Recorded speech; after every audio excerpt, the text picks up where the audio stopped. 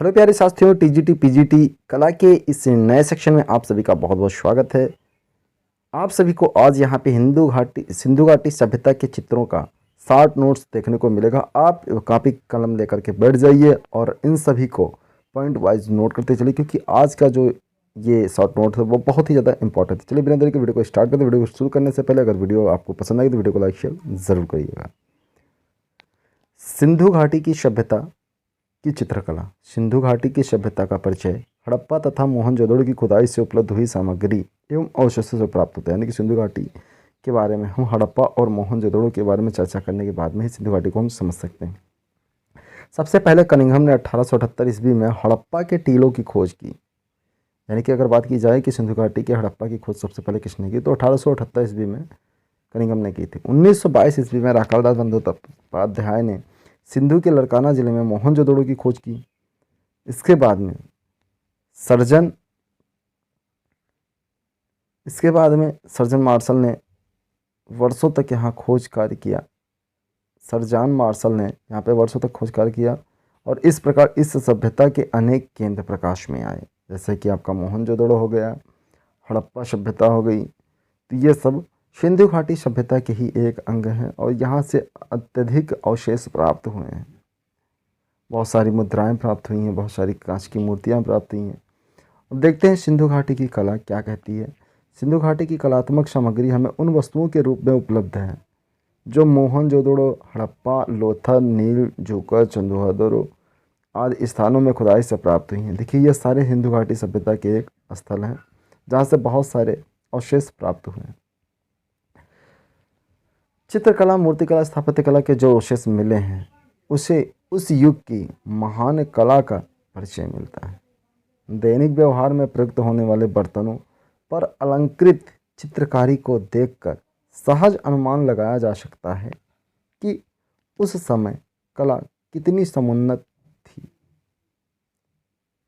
और उसका कितना व्यापक प्रचार हुआ था। कनिंघम ने 1878 ईस्वी में हड़प्पा टीले का पता लगाकर वहीं से प्राप्त कुछ मोहरों के चित्र भी प्रकाशित किए थे। इन सभी सन को आप नोट करके रखें ताकि आपको याद करने में आसानी हो। सन 1921 में दयाराम साहनी और 1922 में राखालदास बंदोपाध्याय द्वारा मोहनजोदड़ो में जो कार्य कराया गया उससे सिंधु घाटी की ताम्र युगीन सभ्यता का अस्तित्व सामने आया। इस चीज़ को आप ध्यान रखिएगा कि ताम्र युगीन सभ्यता का अगर अस्तित्व की बात आती है तो यहाँ पे राखालदास बंदोपाध्याय और दयाराम साहनी का विशेष योगदान रहा है।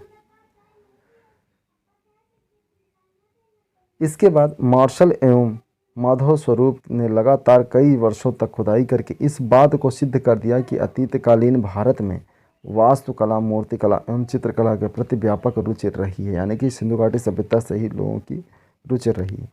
अब इनकी मूर्तिकला देख लेते हैं। मोहनजोदड़ो और हड़प्पा वास्तुकला के श्रेष्ठ नमूने हैं। मोहनजोदड़ो और हड़प्पा ये सबसे विशेष है सिंधु घाटी सभ्यता के लिए। परिवहन मार्ग व गलियां समकोण पर एक दूसरे से मिलती थीं, जिसकी बाहरी ओर पक्की ईंट लगाई गई थी। हड़प्पा का मुख्य राजमार्ग 35 फीट चौड़ा होता था। यानी कि इनका जो राजमार्ग था, जो मेन रास्ता था हड़प्पा सभ्यता के अंदर आने का, तो वो 35 फीट चौड़ा होता था।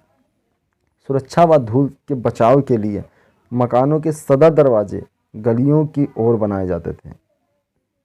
ठीक है, तो उनका जो दरवाज़ा होता था वो गलियों की होता था ताकि धूल मिट्टी कण ना आने पाए। पक्की ईंटों के फर्श होते थे। प्रायः पानी कुओं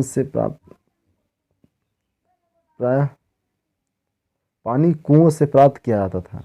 खराब पानी के निकास के लिए ज़मीन के अंदर नाली व चौबे बनाए जाते थे। प्रत्येक घर में 4-5 कमरे के साथ आंगन व स्नानागार बनाया जाता था। मोहनजोदड़ो का विशाल स्नानागार कई कक्षाओं का भवन था, जिसके भीतर लंबा चौड़ा और गहरा जलाशय था। नीचे जाने के लिए चौड़ी सीढ़ियाँ थीं तथा 2 पंक्तियों में छोटे छोटे 8 स्नान कक्ष बने थे। यानी कि यहाँ पे जो घर होते थे उनमें 5-6 कमरे होते थे और उसमें स्नानागृह भी बनाया जाता था। ठीक है, और वहाँ स्नानागृह में जाने के लिए सीढ़ियाँ बनाई जाती थीं। तो इन सब चीज़ों को आप अच्छे से याद कर लें, इनको कहीं ना कहीं नोट कर लें, क्योंकि ये विशेष तौर पे आप लोगों के लिए बहुत ज़्यादा इम्पॉर्टेंट है। क्योंकि सिंधु घाटी सभ्यता से कहीं ना कहीं 1 2 3 प्रश्न हमेशा पूछा जाता है और बहुत बड़ा नहीं है आपका, ये नॉर्मल है। इनको आप चाहें तो अच्छे से पढ़ सकते हैं, याद कर सकते हैं, ठीक है। इसीलिए आज का यह सेक्शन है और इसीलिए मुझे इस सेक्शन को बनाना पड़ा कि सिंधु घाटी सभ्यता की चर्चा यहाँ पे हम आज करें। बिल्कुल शॉर्ट नोट्स में करें, बहुत कम से कम समय में करें, ताकि आपका समय भी ज़्यादा ना खर्च हो। मूर्ति शिल्प की अगर बात करें तो मोहनजोदड़ो हड़प्पा से प्राप्त मूर्तियों को 3 भागों में बांटा गया है। पहला, पाषाण मूर्तियाँ। मिट्टी की मूर्तियों की तुलना में पत्थर की मूर्तियाँ कम प्राप्त हुई हैं। 11 मूर्तियाँ मोहनजोदड़ो तथा 2 मूर्तियाँ हड़प्पा से प्राप्त हुई हैं। इन मूर्तियों का निर्माण अल्बास्टर चूना, बलुआ पत्थर आदि से हुआ है। इन मूर्तियों में मोहनजोदड़ो की पुरुष आवच्छ की मूर्ति विशेष उल्लेखनीय है। 19 सेंटीमीटर की यह पत्थर की मूर्ति एक उत्तरीय ओढ़े है। ये सिर्फ 19 सेंटीमीटर की मूर्ति है, जिस पर फूलों की सज्जा है। उसके माथे तथा बाजू पर फीते से बना हुआ एक गोल आभूषण है तथा गर्दन मोटी। इसको आप एक सचित्र के तौर पर बना लें, एक चित्र के तौर पर डायग्राम बना लें, ताकि आपको याद करने में आसानी हो। दूसरी मूर्ति सलेटी रंग के पत्थर की नारी नृत्य मुद्रा में, यानी कि जो दूसरी मूर्ति प्राप्त हुई है वो नारी की है, वो सलेटी रंग के पत्थर में। इसके दाएं हाथ कमर तथा बायां हाथ जंघा पर दिखाया गया है, यानी कि दाहिना हाथ जो इसका है वो कमर पे दिखाया गया है और बायां हाथ इसका जंघे पे दिखाया गया, यानी कि एक पोज देती हुई मूर्ति। यानी कि ऐसा लगता है कि पहले से इन लोगों को चित्र का बहुत अच्छा ज्ञान था। शरीर का गठन सुंदर एवं स्वाभाविक है। नर्तकी की मूर्ति को कुछ विद्वान पुरुष मूर्ति मानते हैं, किंतु वासुदेव शरण अग्रवाल ने इसे नारी मूर्ति माना है। सिंधु घाटी के अवशेषों से लगभग 1200 से अधिक मुद्राएं एवं मोहरें प्राप्त हुई हैं। पत्थर को काटकर इन्हें बनाया जाता था। इनमें बनी हुई मूर्तियां छोटी हैं, किंतु अनुपात में अत्यंत प्रभावशाली हैं। दूसरी जो मूर्ति है वह धातु की मूर्ति थी। मोहनजोदड़ो से प्राप्त कांस्य की मूर्तियां मूर्तिकला का एक सुंदर उदाहरण है, जहाँ पे नर्तकी की जो मूर्ति है वो बहुत ज़्यादा विशेष मायने रखती है। यह नग्न है तथा इनके हाथ पैर लंबे हैं। हाथ में एक पात्र है तथा यह भुजा चूड़ियों से भरी हुई है। इस मूर्ति में कलाकार ने संतुलन, गति तथा नारी की स्वाभाविक मुद्रा के अंकन में अभूतपूर्व सफलता प्राप्त की है। इस विधि से पहले मूर्तियां मोम से बनाई जाती थीं, फिर उस पर गीली चिकनी मिट्टी चढ़ा करके उनका सांचा दिया जाता था। मिट्टी की मूर्तियां। सिंधु घाटी की सभ्यता के अवशेषों से मिट्टी की बनी हुई सैकड़ों मूर्तियां प्राप्त हुई हैं। इन मूर्तियों का निर्माण हाथ से होता है। मूर्तियों में मानव मूर्तियां, पशु मूर्तियां तथा बच्चों के खिलौने प्राप्त हुए हैं। नारी आकृतियों में मात्र देवी की मूर्तियां हैं, जिनका निर्माण धार्मिक पूजा के लिए किया जाता है, तथा पशुओं की मूर्तियों में हाथी, बंदर, पशुओं के बच्चे के खिलौने भी माना जा सकता है। यानी कि जो पशुओं की मूर्तियां थी उसमें हाथी, बंदर, पशुओं के बच्चे शामिल थे। मुद्रा या मोहरें। सिंधु घाटी में 1200 से अधिक पत्थर की बनाई गई मोहरें प्राप्त हुई हैं। 1200, ये सिर्फ पत्थर की मोहरें थी जो 1200 थी, जो करीब 1 इंच मोटी हैं। इनके पीछे अंगूठी नुमा उठान लगी रहती है, यानी कि थोड़ा सा जैसे अंगूठी में तो छल्ला वाला उस तरह का उठान लगी रहती, जिससे यह धागे में बांध कर प्रयोग में लाई जा सके। मोहरें वर्गाकार, ढोलनाकार व गोलाकार में प्राप्त हुई हैं और उनमें वृषभ और हणी, यानी कि हिरण और बैल का संयुक्त रूप देखने को मिलता है। एक दूसरी मोहरों पर वृक्ष की 2 शाखाओं के मध्य एक आकृति खड़ी है।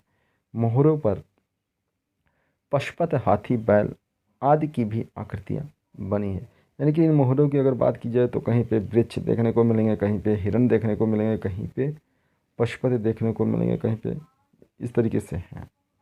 सिंधु घाटी में कुछ ताम्र मुद्राएं, यानी कि तांबे की भी मुद्राएं प्राप्त हुई हैं, जिनका माप 1.2 इंटू 0.5 से 1.5 इंटू 0.1 है।